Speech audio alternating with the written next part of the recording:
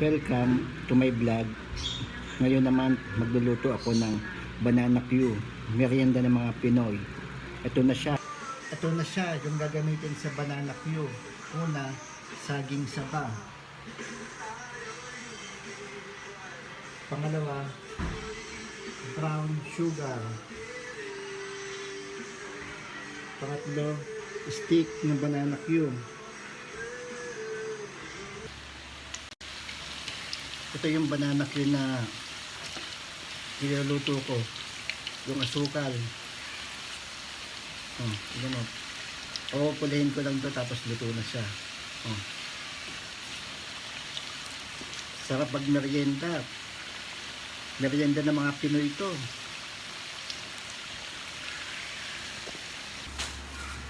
Ayan, natuhog ko na siya. Natuhog ko na.